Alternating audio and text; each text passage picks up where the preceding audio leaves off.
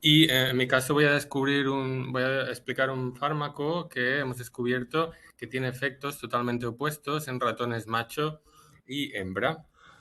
Primero tengo que decir que tengo una patente en la que podría tener conflicto de intereses relacionada con este tipo de fármacos con los que os voy a hablar hoy.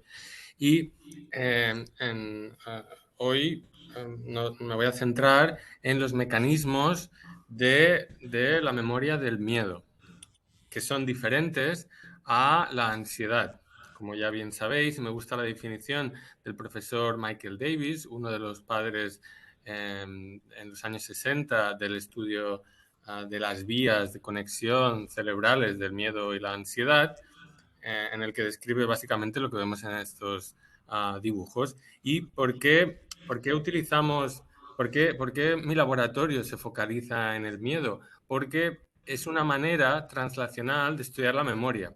Claro, cuando digo translacional, quiero decir que podemos aplicar los resultados tanto a ratones como a personas. A un ratón, pues no le podemos preguntar si se acuerda lo que comió ayer, evidentemente. Entonces, estudiar la memoria es una de las, como los mecanismos están tan conservados, son antiguos en el cerebro, filogenéticamente, las pruebas que hacemos de miedo en ratones muchas veces son equiparables a pruebas de memoria también en personas. Entonces es por eso que nos focalizamos en la memoria del miedo para estudiar la memoria en general, ¿de acuerdo? Entonces, ¿por qué son importantes las memorias de miedo? Porque son el centro de diferentes patologías como el trastorno de estrés postraumático, las fobias, la ansiedad generalizada o el trastorno obsesivo compulsivo. Es decir, nos interesa tanto trastornos psiquiátricos y psicológicos focalizados en el miedo como el procesamiento de la memoria sana, como si dijéramos. Y entonces una cosa muy curiosa es que la prevalencia, es decir, la incidencia de los trastornos de miedo es bastante más alta, casi el doble, en mujeres que en hombres. Aquí podemos ver el gráfico en trastorno de estrés postraumático, trastorno de pánico o trastorno obsesivo compulsivo. Hay muchos autores que explican mecanismos biológicos en esta predisposición de las mujeres a tener más trastornos relacionados con el miedo, aunque yo personalmente creo que evidentemente eso es cierto, pero sí que hay factores ambientales como exposición a estresores en los que la mujer está más expuesta a lo largo de su vida, entonces es por eso que pienso que más estrés lleva a más miedo. Y llevando todo esto a los modelos animales, porque en mi laboratorio trabajamos tanto con modelos animales como con personas, pues tradicionalmente quien haya trabajado un poco en laboratorios con animales habrá oído siempre que se utilizan ratones macho y no se utilizan ratones hembra, porque los ratones hembra tienen ciclo, se llama ciclo estral, que es equivalente al menstrual, aunque es diferente, y tradicionalmente se ha ignorado, no se han utilizado ratones o ratas hembra, diciendo que son más variables, entonces nos centramos en los machos. Pero, claro, más o menos este estudio es del 2016, se ve que cómo se comportan tanto ratones macho como hembra, pues tiene la misma variabilidad. Es decir, el ciclo estral no tiene por qué añadir variabilidad a los resultados, porque de hecho los machos tienen cambios en la testosterona también, dependiendo de la noche o la tarde, incluso dependiendo del mes, dependiendo de las interacciones que tenga con otros animales, con los cuidadores. Entonces, bueno, pues estas variaciones hormonales existen tanto en machos como hembras y no son más variables en hembras. Y creo que hay que recalcar esto porque a nivel de sociedad a veces oímos cosas de mujeres que tampoco son ciertas. Entonces, aquí vemos un ejemplo de que en el año 2010 se publicó un estudio diciendo que en animales de laboratorio se usaban casi 6 veces más los machos que las hembras.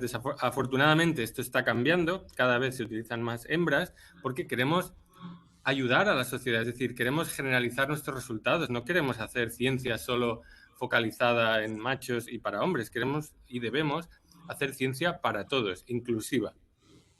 Y específicamente, cuando estudiamos la memoria del miedo, hay varias áreas en el cerebro, como la corteza prefrontal, el hipocampo, la amígdala y otras, y que son más o menos equivalentes en un ratón y en una persona, como decía antes. Y en este estudio nos hemos centrado concretamente en la amígdala, una de las áreas importantes para la modulación de la memoria del miedo. Entonces, explicando sobre las diferencias entre un cerebro de un hombre y una mujer, me encanta este ejemplo porque, claro, si yo os enseño una foto de una resonancia magnética de un cerebro, pues incluso a un experto que trabaje todos los días con este tipo de imágenes, pues le es casi imposible o muy difícil decir este es un cerebro de un hombre o de una mujer.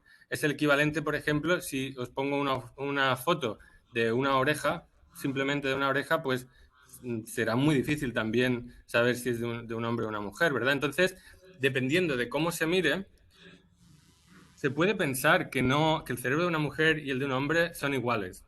Aparte de diferencias evidentes, por ejemplo, el peso, como los hombres son algo más pesados, pues el cerebro es algo más pesado y algo más grande, pero simplemente por un tema de peso. Esa sería a lo mejor una diferencia, ¿no? La primera diferencia a nivel anatómica simplemente porque los hombres de media son más grandes. Entonces, bueno, hacemos una foto y el cerebro es igual, ¿no? Entre un hombre y una mujer. Pero claro, hay diferencias, ¿no? Yo de vez en cuando veo en la prensa que hay personas que dicen que el cerebro de un hombre y una mujer es igual, ¿no? Entonces yo me escandalizo muchísimo porque, claro, cuando haces una foto, pues sí que es igual, pero ¿qué pasa con las hormonas sexuales que hay en el cerebro y en el organismo y con la biología molecular de ese cerebro? Claro, no se ve en una foto, ¿verdad? Es mucho más complicado. Pues evidentemente ya es de lógica aplastante, pues que hay muchísimas diferencias hormonales y de biología molecular. Justamente hace un par de semanas salió un artículo en la revista Cell, la más prestigiosa de biología del mundo, enseñando en animales de laboratorio miles de genes que se expresan de manera diferente en el cerebro de un ratón macho y un ratón hembra, y además que durante el ciclo del ratón hembra, el ciclo estral, cambiaba la expresión de esos genes. Es decir, que todo es mucho más complicado de lo que algunos quieren ver.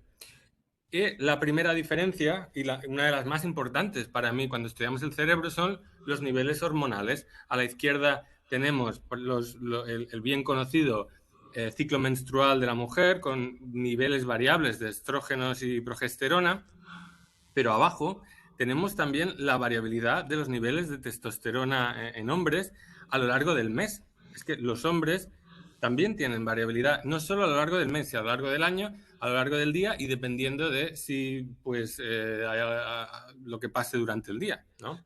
Lo que os comentaba un poco al principio, ahora lo vemos aquí a nivel gráfico. También, aparte de las hormonas sexuales, a nivel molecular, he cogido un estudio que no hace falta entrar en detalles de biología molecular, pero para demostrar un ejemplo que para formar la misma memoria, un ratón macho y un ratón hembra utilizan genes y proteínas diferentes. En la hembra hacen falta estas proteínas en verde, que se llaman MEC, AKT y ERK, y en el macho no hacen falta, pero se forma la misma memoria. ¿De acuerdo? Entonces, bueno, vemos claramente que cuando indagas en profundidad, hay muchas diferencias entre el cerebro de un macho y de una hembra. Y en nuestro estudio, lo que hemos descubierto es que dar el mismo fármaco en un ratón macho disminuye la memoria y darlo en un ratón hembra la aumenta. Este estudio tuvo mucha repercusión, lo publicamos en mayo del año pasado y tuvo mucha repercusión a nivel mundial. Y aquí vemos la representación gráfica y es tan sencillo como esto. Entonces, además, también descubrimos que dar el fármaco en las diferentes fases del ciclo estral, como decía antes, más o menos equivalente al menstrual, aunque diferente, también tiene efectos diferenciales. Por ejemplo, si lo damos en el ciclo P, que se llama el proestro, el fármaco aumenta la memoria, pero si lo damos en el estrus, en la E, el fármaco no hace nada. Es decir, esto es bastante sorprendente, ¿no? Porque aplicado a personas podría ser que, bueno, que los fármacos, algunos fármacos que hay en la farmacia, pues pueden tener más efectividad dependiendo del ciclo, ¿verdad? Aquí este es simplemente un ejemplo que estamos enseñando. Entonces, bueno, los detalles técnicos que tampoco hace falta que entremos en detalle, pero es esta modulación de las neuronas de la amígdala central del ratón, lo que hacen es aumentar el estradiol, las hormonas sexuales femeninas, mecanismos moleculares relacionados con la memoria y aumenta la memoria. En cambio, la testosterona hace lo contrario con el fármaco que damos, que inhibe el receptor de neuroquinina 3, lo que disminuye moléculas relacionadas con la memoria y, por tanto, disminuye la memoria. Hay que decir que este fármaco que hemos usado en ratones, que hemos dado de manera sistémica, este fármaco es seguro y bien tolerado en personas, como demuestra este estudio que se utilizó en los años 90 para probar este fármaco, el antagonista de la neuroquinina 3, se dio para ver si podía ayudar a tratar la esquizofrenia y se vio que tenía efectos positivos en la esquizofrenia, pero no era mejor, era similar a los fármacos dados en aquella época. Entonces se decidió y se vio que era seguro y bien tolerado, si bien no presentaba una gran ventaja. Entonces lo que vinimos nosotros es a descubrir que este fármaco, que ya tiene décadas de estudio, que se sabe que es muy seguro, que puede funcionar, pues lo trasladamos a otro campo, nos ahorramos todos estos años y décadas de estudios de seguridad y tolerabilidad y vimos que puede tener otras implicaciones, ¿no? Que se puede dar para modular la memoria y de manera opuesta entre hombres y mujeres, potencialmente. No lo hemos probado en personas todavía, estamos planteando estudios para dar los fármacos estos en personas, en un hombre y en una mujer, que esperamos que tengan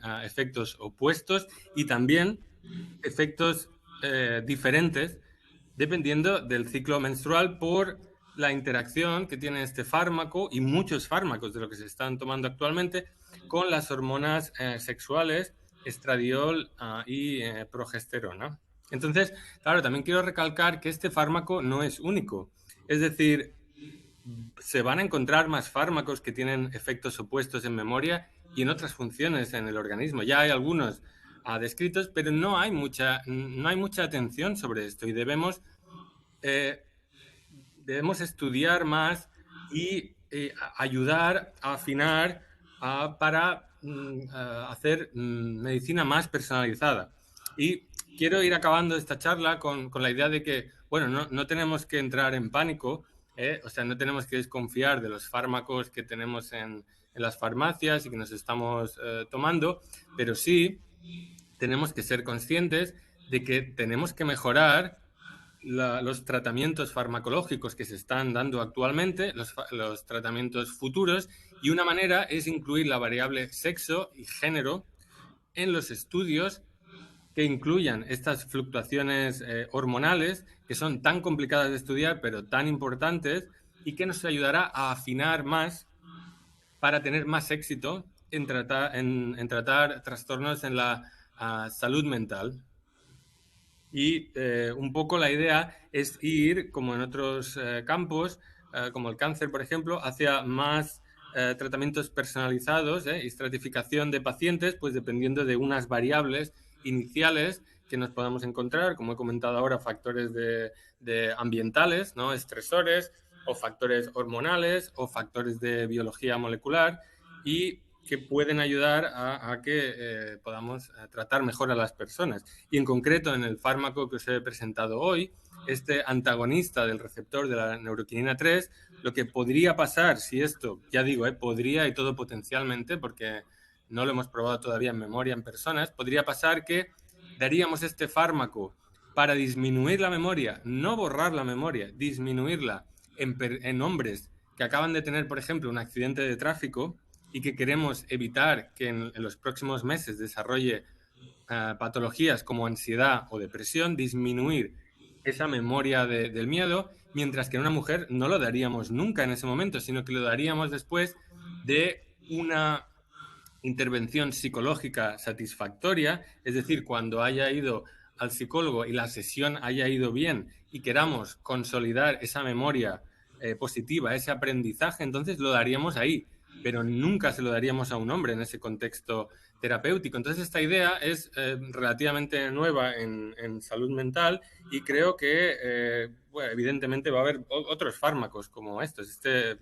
Hay otros colegas ya me están hablando de otros fármacos que tienen propiedades como esta. O sea que creo que debemos incidir en esto y sin más, pues quiero darles las gracias a las fuentes de financiación y a mi laboratorio por toda la ayuda desarrollando este proyecto. O sea que muchas gracias también por vuestra atención.